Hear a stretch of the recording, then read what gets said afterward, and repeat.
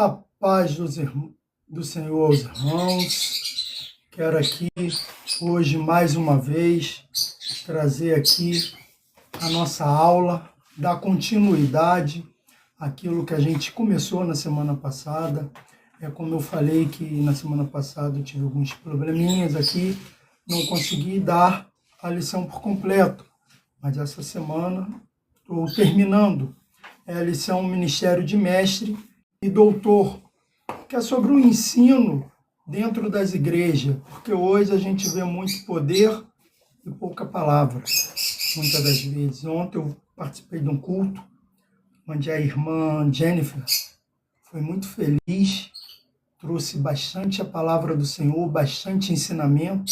Que Deus abençoe a vida dessa irmã, dessa diaconisa, e que outras pessoas venham trazer a palavra, e não só o alvoroço, porque o avivamento não é isso.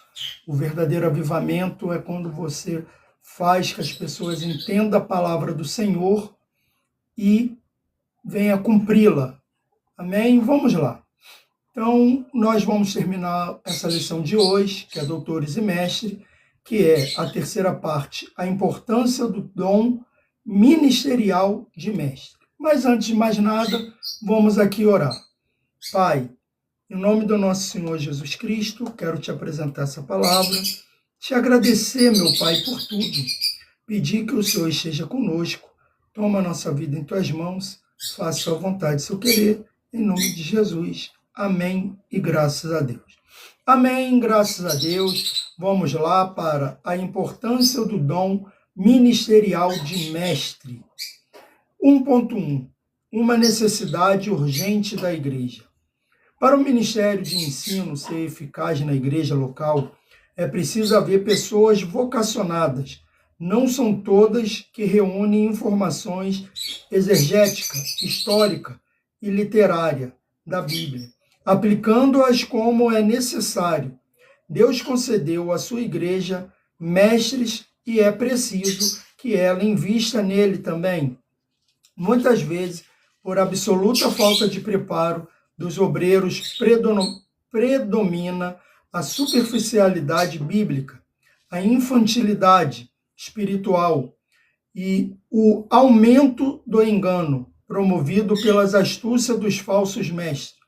Esse dom do Senhor é para a igreja amadurecer em todas as dimensões da vida cristã, ao mesmo tempo em que desmascara os falsos ensinos. O que acontece aqui? Hoje, estamos vendo pessoas que não têm, infelizmente, preparo nenhum. Eu costumo falar que existe pregações, hoje em dia, que é pregação, outro dia até ouvi falar, de papagaio, que repete aquilo que outros já falaram. Eu não estou falando que eu possa estar pregando aqui no Rio de Janeiro, outra pessoa pregando em São Paulo, e às vezes ele pregar algo que eu preguei, mas acrescentou alguma coisa. Às vezes ele nunca viu a minha pregação ou vice-versa. Eu não vi a dele e acabei pregando algumas coisas parecidas. O que acontece? Mas existem pessoas que estão pegando coisas que não estão na Bíblia e falando que é uma verdade, não a mostrando para as pessoas que são conjecturações e que são partes teológicas. Porque existem coisas que não vão estar diretamente na Bíblia, mas vão ter coisas que são parte histórica. Eu vou dar o exemplo aqui do cego Bartimeu. Algumas pessoas falam que o cego Bartimeu, entraram um soldado na casa dele, furaram os olhos dele, porque o pai dele foi um grande general, isso e aquilo. A palavra de Deus não diz isso. A Bíblia não vai nos dizer isso. A Bíblia vai dizer que ele era cego, estava lá à beira do caminho.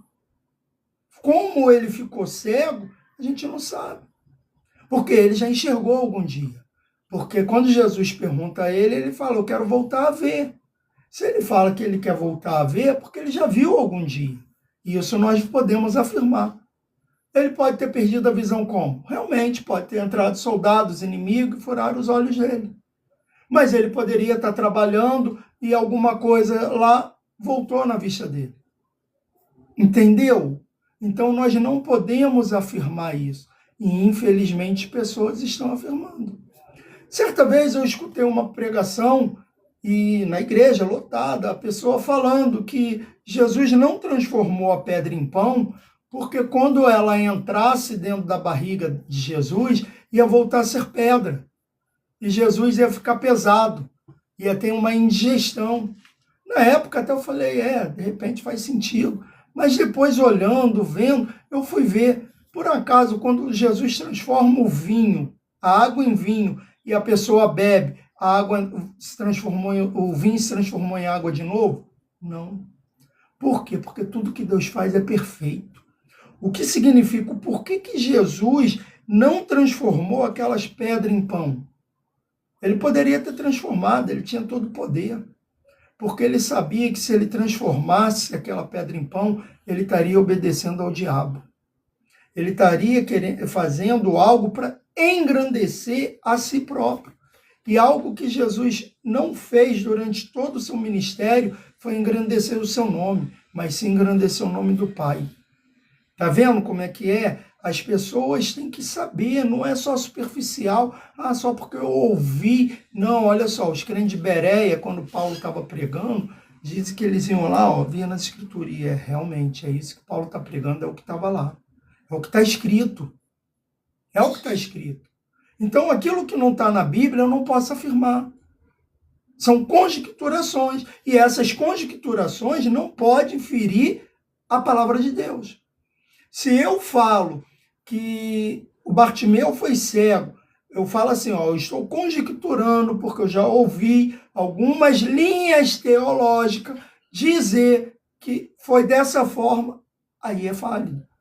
Agora, eu não posso afirmar que foi dessa forma que ele ficou cego. Entendeu? Por isso, a necessidade da gente estudar e aprender. A gente tem que saber aprender a palavra, não é ficar só indo em vento de doutrina, senão a gente vai ser enganado. E existem algumas pessoas que estão enganando outras, às vezes até sem querer. Porque uma vez eu corrigi uma pessoa que estava dando aula, eu falei, Jesus não transformou a pedra em pão, não foi por causa disso não, foi por causa disso, disso e disso. Aí ele, chamei ele no canto, falei com ele, aí ele veio, trouxe na próxima aula que ele deu, ele trouxe o conserto. Ele falou, eu tinha aprendido dessa forma e hoje eu percebi. E quando me falaram, eu percebi que não é dessa forma. Amém? Então, que aquele que tem o dom, porque muitos têm o dom, mas falta o preparo. Nós temos que nos preparar para poder usar o dom de Deus. Amém? A responsabilidade de um discípulo contínuo. Estamos acostumados a pensar que o discipulado termina quando o novo convertido é batizado. Não há nada mais equivocado. O Senhor Jesus chamou-nos para ser os seus discípulos por toda a vida. Por isso, quem ensina e instrui os crentes para a maturidade da fé é um aprendizado diário, permanecente, contínuo, tanto para quem é discipulado quanto para quem está discipulando. Na minha igreja, assim que a gente começou, a gente não tinha um discipulado. E a gente mudou de um templo menor, foi para um templo maior. Mas ainda estava em obra, e aí no meio dessa obra, a gente só estava tendo o culto à noite. E aí a gente abriu uma classe de discipulado. Quando eu vi o presbítero conversando com o superintendente, eu falei assim, eu quero ir para essa classe. Aí o superintendente até brincou, falou, poxa, aí você me complica. Por quê? Porque você vai me trazer um problema. Qual o problema? Eu vou ter que arrumar um outro professor para a classe geral, porque você quer ir para o discipulado. Eu falei, problema melhor do que esse não existe. Mas, se precisar, eu dou aula também lá na classe geral. Ele dou. E a classe geral não está tendo agora, só está tendo formar o discipulado. E é como falou aqui, quando eu ouvi, eu me apaixonei, eu nem tinha dado aula. Quando eu peguei a primeira revista, eu falei, gente, eu nunca fui discipulado na minha vida. Porque quem discipula está acabando se discipulando a si próprio. Porque quando eu leio essa palavra para trazer para vocês, eu estou aprendendo primeiro, para depois passar para vocês. E tenho aprendido muito, e vim aprendendo. E aí você começa a ver o aprendizado e fala assim, nossa, eu nunca tinha percebido isso. Você passa a perceber coisas que você não tinha percebido, passava despercebido na palavra, quando você lê a Bíblia. E uma coisa que eu sempre briguei lá na igreja, porque eu sou responsável pelo pessoal do batismo também, que as pessoas acham que o batismo, o discipulado é aquilo, ó, batizou, pode sair da classe. Quantas pessoas nós, infelizmente, perdemos? Por quê? Porque elas se batizavam, aí era um jovem, o grupo, a pessoa da mocidade, não, traz ele para cá, ele assistiu uma aula no discipulado. Era uma mulher ou um homem, e hoje muitos deles não estão nem mais lá na classe. Alguns estão na igreja, mas outros nem na igreja estão. Por quê? Porque não foram discipulados. Jesus, o ministério de Jesus foi aproximadamente 3 anos e meio.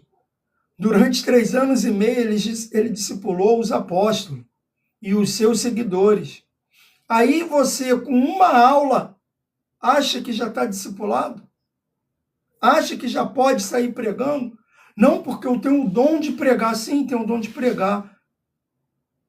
Mas o Ivo Pitangui também tem o dom de fazer cirurgia, mas ele só foi fazer cirurgia quando ele se formou na faculdade. É isso aí. Até o ator, para ele começar a fazer, trabalhar mesmo, ele pode fazer pontas em algumas novelas, alguns filmes, fazer algumas participações. Mas para ele ser um ator mesmo, trabalhar, ele precisa do curso de arte cênica. Ele precisa se formar para poder ser um ator. Porque senão ele está sendo ilegal. O médico tem um dom, mas se ele não se fizer a faculdade, ele não vai se formar. Ele não vai ter como exercer a função. E na igreja não é diferente. Só que pessoas estão assim, achando porque alguém chegou para ela e falou, ó, Deus mandou falar que você vai ser um grande pastor. Ele já sai dali, não conseguiu onde ele está se tornar pastor, porque para você se tornar pastor, você tem que começar, às vezes, como auxiliar, diácono, presbítero, evangelista, pastor. Não, o cara já quer sair, recebeu a promessa e já quer ser pastor. Aí ele ainda não é pastor, ou alguém com uma igreja que também tem essa mente, chama ele e já transforma ele em pastor. Ou ele mesmo sai e abre a igreja dele e se transforma em pastor. Olha a imaturidade das pessoas. Abraão, é como a irmã ontem pregou, Abraão esperou 25 anos para a promessa dele se cumprir. E o cara recebeu a promessa hoje e já está achando que tem que se cumprir hoje. Nem se preparou. Você vai ser um grande professor de escola bíblica dominical. Gente, eu estou no evangelho há muito tempo. Se eu tenho, no máximo, 5 anos, 5, 6 anos dando aula de escola dominical, pô, é muito. Mas por quê? Eu tive que me preparar. Eu falava para Deus, eu quero, Deus se prepara. Porque você não tem como fazer se você não se prepara. Você não lê. Você não gosta de ler. Eu não gostava de ler. Hoje eu leio. Hoje eu gosto de ler. Eu amo ler. Amém? Agora vamos aqui. Requisito necessário ao mestre. Apresentaremos alguns requisitos importantes para a igreja reconhecer pessoas com o dom ministerial de mestre em nossa época. Nós vamos ter aqui alguns requisitos. São 4 requisitos que vai identificar quem realmente é o mestre. A. Um salvo em Cristo. Não pode haver dúvidas quanto à própria experiência salvífica ou parte do vocacionado para o ministério, no ensino.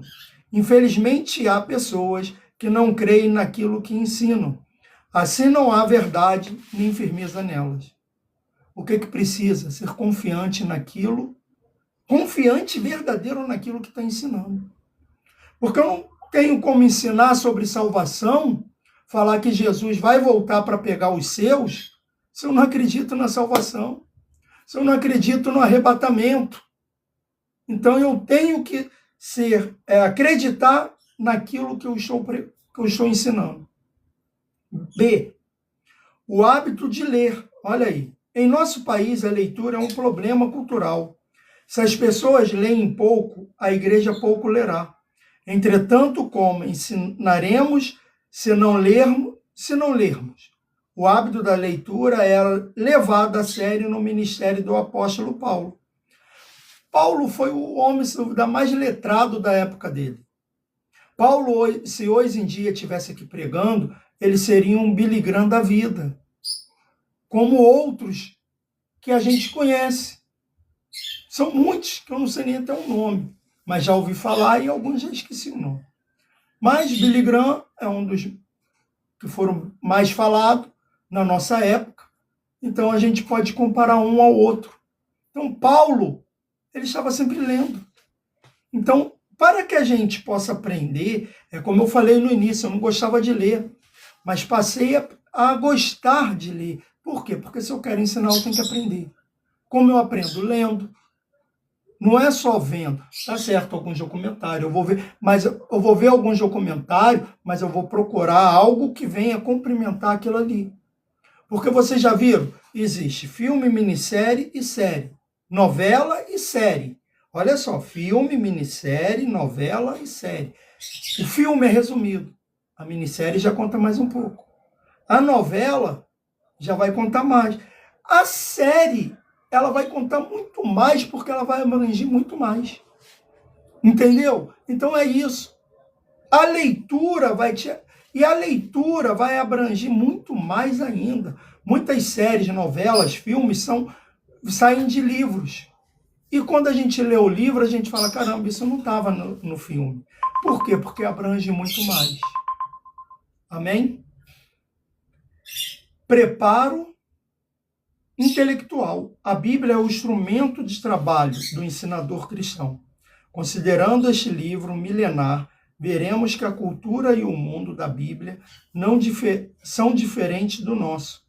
Por isso, o mestre deve compreender o mundo da Bíblia, suas questões culturais, linguísticas, exegética e etc., para não fazer apelações fantasiosas, apresentando-as como exposição da palavra de Deus. Então, nós temos que aprender a identificar, porque a Bíblia ela foi escrita num tempo diferente do nosso. Existem palavras que a gente vai olhar, se a gente for ver algumas Bíblias atuais, vai ter modificação na palavra, não é no sentido da Bíblia. Não é modificando a palavra de Deus, mas sim na palavra. Nós vamos ver que algumas palavras naquela época, quando eles fizeram a Bíblia, quando eles traduziram a Bíblia pela primeira vez, olha só, a gente não tem palavra ainda no nosso vocabulário para essa palavra aqui, então vamos procurar uma palavra mais aproximada. Então nós vamos ter que começar a aprender os costumes daquela época. Jesus, quando ele pregava, ele trazia muito o costume daquela época. Ele falava do quê? Da plantação, da pescaria, porque o povo hebreu vivia muito das plantações, das pescarias, dos rebanhos. Então, Jesus falava, o bom pastor, deixou 99 ovelhas no aprisco e foi buscar aquela uma que está perdida. Ei, mas detalhe, aí as pessoas falam, não, porque ele teve o amor, aquela uma que está fora, mas ele não deixou de amar as 99. As 99 estavam dentro do aprisco, e dentro do aprisco tem alguém tomando conta. Então, o bom pastor é aquele que vai pegar as ovelhas, vai deixar com outro pastor, porque são vários pastores. E, eu tenho que ir atrás daquela outra, que ficou lá. E é aquilo. Se aquela outra não quiser voltar, vai ficar. Agora, se estiver machucado e quiser voltar, ele vai botar no ombro e vai trazer de volta. Um coração em chamas. Martin Lloyd Jones dizia que a verdadeira pregação era teologia em fogo. É vontade de Deus que o vocacionado ao ensino utilize os avanços das ciências bíblicas para pregar a palavra de Deus, na força do Espírito Santo. Precisamos alcançar as mesmas e os corações dos nossos dias, e isto apenas será possível quando tivermos obreiro com uma mente bem preparada e conectada a um coração em chamas e apaixonado por Jesus. Não adianta querermos ensinar se não somos apaixonados pela obra de Deus, se não somos apaixonados por Jesus. A palavra de Deus, a gente só tem como ensinar quando vem daqui. A gente tem que ensinar de todo o coração. Para quê? Para que não seja uma coisa como muitas das vezes é nas salas de aula. Eu acredito que existe muito professor que ensina com amor, mas existe muitos professores que ensinam por causa do dinheiro. Principalmente aqueles que são concursados. Muitas das vezes eles falam, só quero ganhar o meu. Infelizmente tem pessoas assim. E dentro da igreja não é diferente. Existem pessoas que falam, só quero me amostrar e amostrar para as pessoas que eu estou bem, que eu estou fazendo a obra do Senhor, e pronto. E não é dessa forma. Então, que a gente venha se dedicar à palavra do Senhor, para que a gente possa ensinar. A conclusão. É preciso desfazer a ideia propagada ao longo de décadas acerca do preparo intelectual do crente. Não é verdade que necessariamente ele esfriará na fé se estudar. Se fosse assim, Paulo seria o mais frio dos apóstolos do Novo Testamento, pois não havia obreiro mais bem preparado que ele. Este, no entanto, soube conjugar preparo intelectual e o poder do alto. E disso que as nossas igrejas precisam. Homens cheios do Espírito, mas do mesmo modo com a mente iluminada, para responder com mansidão e temor, a razão de nossas esperanças. Então, aqui eu termino essa lição. Na próxima semana eu venho com outra lição. Espero que Deus tenha falado com cada um de vocês, como falou comigo, e oremos.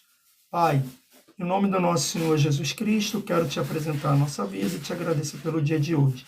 Toma cada um de nós em tuas mãos. Obrigado por tudo. Amém e graças a Deus. Amém, graças a Deus. Até a próxima aula. Que o Senhor Jesus abençoe a cada um e que todos tenham um ótimo dia. Obrigado a todos vocês que assistiram a aula e que o Senhor Jesus continue tomando a vida de cada um.